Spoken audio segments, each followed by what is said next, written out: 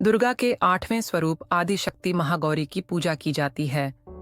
देवी भगवत पुराण में बताया गया है कि देवी माँ के 9 रूप और 10 महाविघाएं सभी आदिशक्ति के अंश और स्वरूप हैं, लेकिन भगवान शिव के साथ उनके अर्धांगिनी के रूप में महागौरी सदैव विराजमान रहती हैं।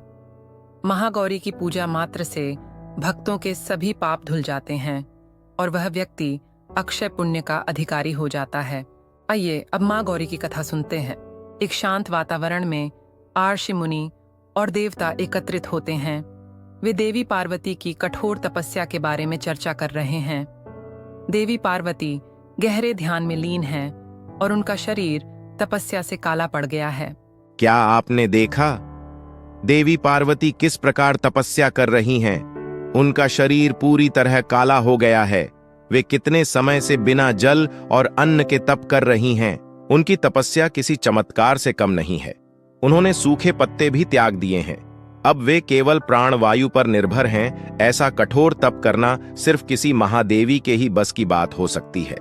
सचमुच उनकी भक्ति अतुलनीय है। वे भगवान शिव को प्रसन्न करने के लिए इस कष्ट का सामना कर रही हैं। कोई न कोई चमत्कार अवश्य होगा। देवी पार्वती तपस्या में लीन हैं। अचानक भगवान शिव वहां प्रकट होते हैं। देवी की तपस्या को देखकर प्रसन्न होते हैं। देवी पार्वती भगवान शिव के सामने खड़ी होती हैं।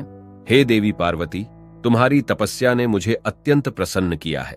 तुम्हारा यह घोर तप और भक्ति अद्वितीय है।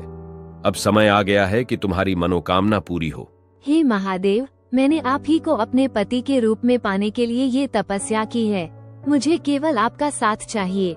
यही मेरी एकमात्र इच्छा है।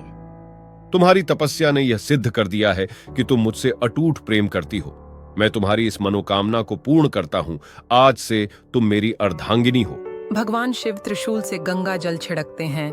जैसे ही जल देवी के शरीर पर गिरता है, उनका काला रंग सफेद हो जाता है और वे अत्यंत गोरी और तेजस्वी हो जाती हैं। उनके इस दिव्य रूप से चारों ओर प्रकाश फैल जाता है। अब तुम महागौरी के नाम से पूजी जाओगी।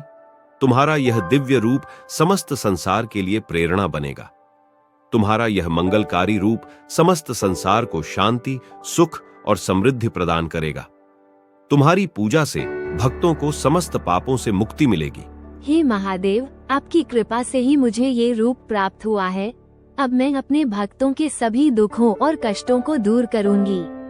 हे माँ महागौरी, कृपया हमें अपने आशीर्वाद से समस्त कष्टों और भय से मुक्त करें। हमें शांति और समृद्धि प्रदान करें। माँ, आपकी कृपा से हमारे जीवन में सुख और शांति का आगमन हो। हमें हर कठिनाई से लड़ने की शक्ति दें। हे मेरे प्रिय भक्तों, मैं सदा तुम्हारे साथ हूँ। मेरे आशीर्वाद से तुम्हारे जीवन में शांति और सुख का वास होगा। भय और कष्ट तुम्हारे पास नहीं आएंगे। तुम निडर होकर सत्य और धर्म के मार्ग पर चलो। माँ महागौरी की कथा हमें यह सिखाती है कि कठिन तपस्या और धैर्य के बल पर जीवन की सबसे बड़ी कठिनाइयों को दूर किया जा सकता है। उनका श्वेत स्वरूप यह संदेश देता है कि सत्य, पवित्रता और भक्ति से ही सच्ची शांति और समृद्धि प्राप्त की जा सकती है।